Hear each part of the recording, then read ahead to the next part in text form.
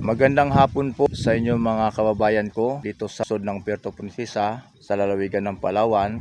Ako po ngayon ay narito sa isang lugar. Mayroon po akong isang pamilya na pupuntahan. Mayroon po nakapagsabi sa akin dito sa lugar na ito na dahil isa po daw ito sa kanilang pamilya ay mayroong sakit. Ako po si Manong Tanod, Ricky Longgakit po, isang barangay Tanod na isang vlogger po. Kaya mga kabayan, let's go po tayo.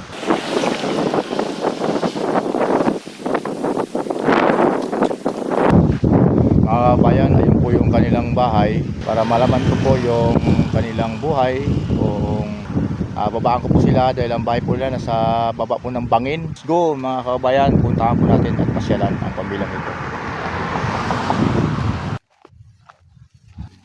Tao po! Ay, magandang hapon po! Manong, magandang hapon po! Mga kabayan, narito po yung kanilang bahay. Meron pong tao dito na mag-asawa po ata sila. Ngayon po, papasyalan ko po sila at malaman po natin ang kanilang kwento. Mga kabayan, kasi luma na po ang kanilang bahay. Napansin ko mga kabayan, parating pa lang ako, yung kanilang bahay medyo luma na. Tapos, tinagpi-tagpian lang ng ano po, ng pawid. Tapos may kunting yero po yung bahay nila. Ayan po. Tay, magandang hapon po. Tay, ay, magandang hapon. Uy, ano pangalan nyo, Tay? Si Angelino Malbago. Angelino Malbago? Malbago.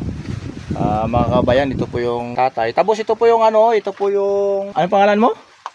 Ay, hindi kilala. Ano pangalan mo? Pangalan mo ba? Pangalan? Ano pangalan mo? Angelo. Ang pangalan niya, Tay? Angelo. Angelo. Ano, Tay? Angelo Angelo Malbago. Malabago. At saka mga kababayan, meron po akong napansin sa kanya na video. Meron siyang sa paa. Diferensya ito po. Yan. Kaya paa mo raw? Naunat mo yung paa mo? Pero hindi mo na ma-straight. Ano yan? Ano to tayo? Na pulyo? Ano? Pulyo man daw yan. Pulyo siya. Ilang taon ka na? Hindi mo alam? 12. 12 ka na pala ngayon. 12 na siya sa...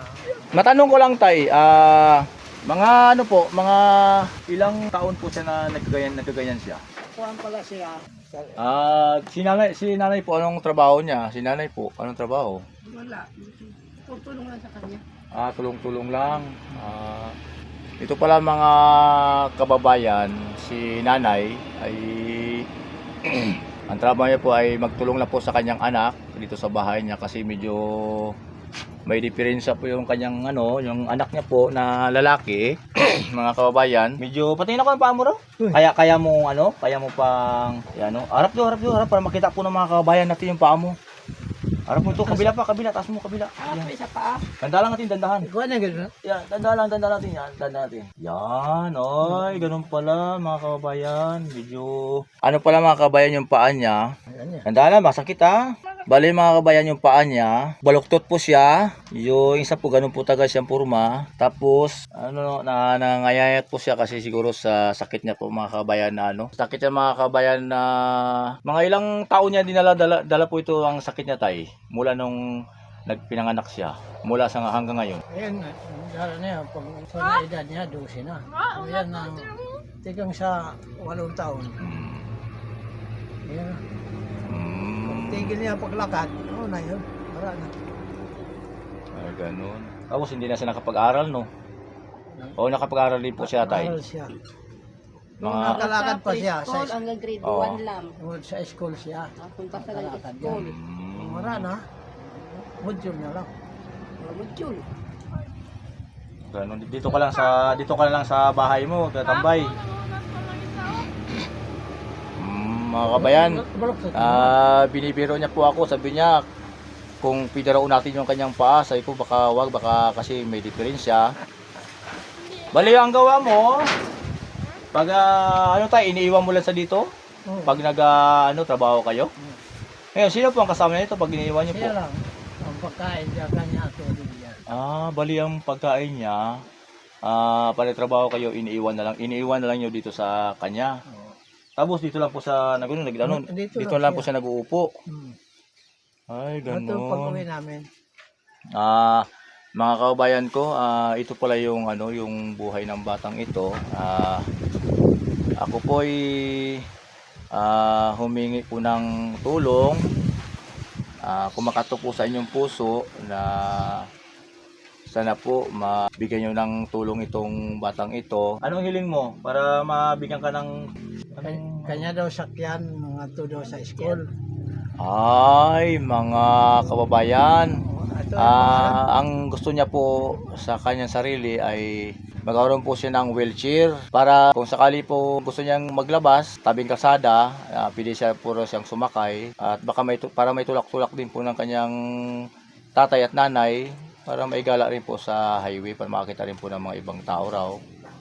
Kaya ako, si Uncle Ricky Longgakit, isang vlogger at isang tanod po. Narito ako para tulungan ka kasi meron po nakapagsabi sa akin, Tay, galing sa puso nila, sinabi sa akin na na baka pwede daw kayong tulungan kasi medyo naghihirap din daw kayo dito.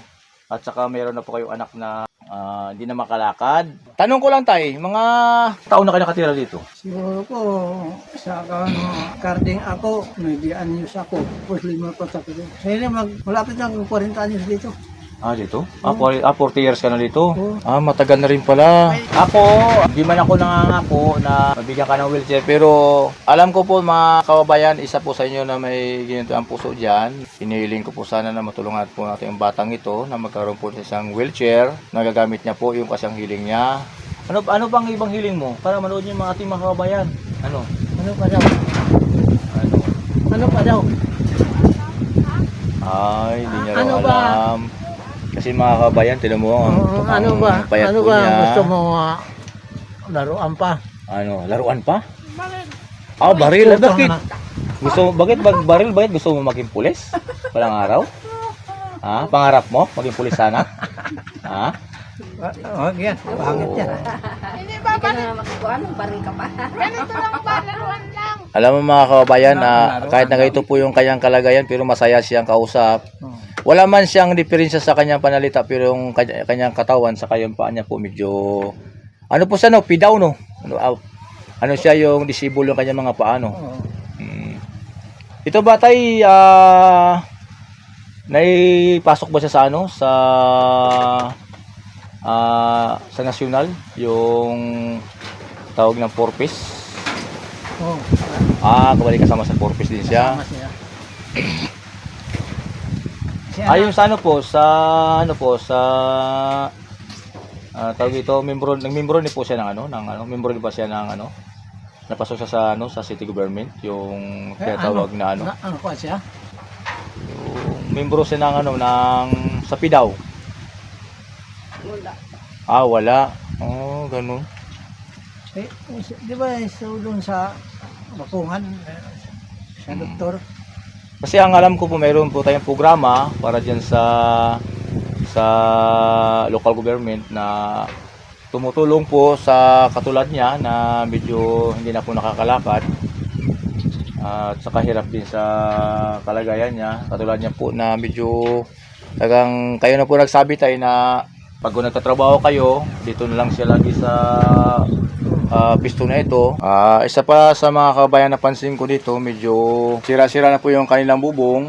Tapos trapa na lang po yung kanilang trapa na lang po yung kanyang mga harang nila. Nasira daw po ito mga kabayan ng udit. Kaya ako na antig din ang puso ko sa batang ito na sa kalagayan niya po na gusto ko po siyang tulungan. Kaya po mga kabayan, hiling ko po sa inyo sana matulungan niyo po itong pamilyang ito, lalo na yung anak niyang lalaki. Ano pangalan niya tayo? Si Angelo Malabago. Angelo Malabago po ang kanyang pangalan sa apelyido po. Ito po ang kanilang bahay. Medyo dinaanan po ng udit. Ikaw ba, Nay? Medyo napapansin ko pong namamayat ka po. May sakit po kayo? Ganun. Hindi na po natin sabihin ang sakit ninyo kasi alam ko naman siguro kung ano yung sakit ninyo. Ilang taon na po kayo? 44 lang. 44 na. Bago si tatay naman ay ilan na pong edad? 50 na. 50 na. Ibig sabihin po na, pag nagtatrabaho po kayo, iniiwanan po niyo sa sa lapag po, dito lang. Dito na siya. Ano po, sinasaingan na lang ninyo? Sa inyo. Ah. Lagyan mo na ng plato, kutsara, baso, Hmm. kaldero. Gano'n lang po. Kung maghapon po kayo nawala dito, ibig sabihin maghapon din po sa dito nakaupo. Mahapon lang siya. Talagang hindi ka takot dito? Wala. Ang tapang pala. Yan ang gusto ko sa bata. Ito po mga kabayan ang kanilang bahay. Ikutan po natin saglit para makita po yung kanilang bahay. Pansin ko po ito, tay, medyo tumagilid na yung bahay. Parang malapit na po matumba. Saka puto na po yung haligi niya. Medyo nakakatakot po kasi medyo luma na. Tapos minsan iniiwan nyo dyan, nakaupo lang siya. Baka biglang lumakas ang hangin, natin sana hingiin na matumba, baka madaganan siya. Kasi katakot na mga kabayan yung bahay nila. Medyo half lang po yung kailang sawali. Medyo ang kabila po nito, wala. Sa loob, bali yun na po yung bata. Ito po mga kabayan ng kailang bahay. Saka medyo maganda po ang lugar.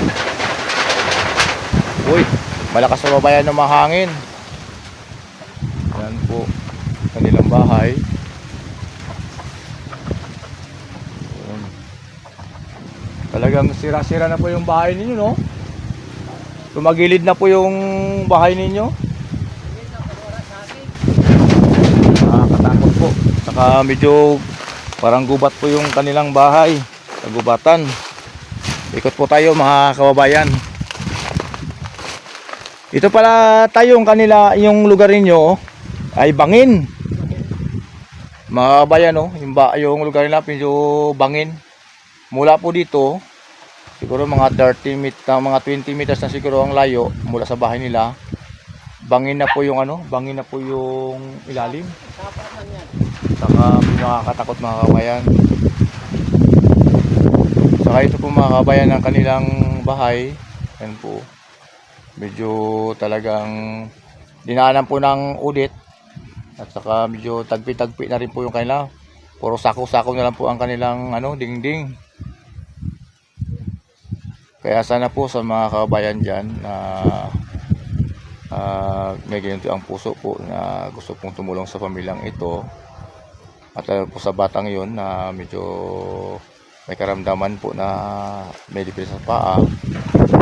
Hiling ko po sana na matulungan po sila. Kahit sa maliit na bagay lang po, lubos ko pong pinapasalamatin sa inyo. At baka yung lalong pamilya po. Maraming salamat po. Subscribe na lang po nyo ako sa YouTube channel ko. Ricky Lunggakit. Maraming salamat po.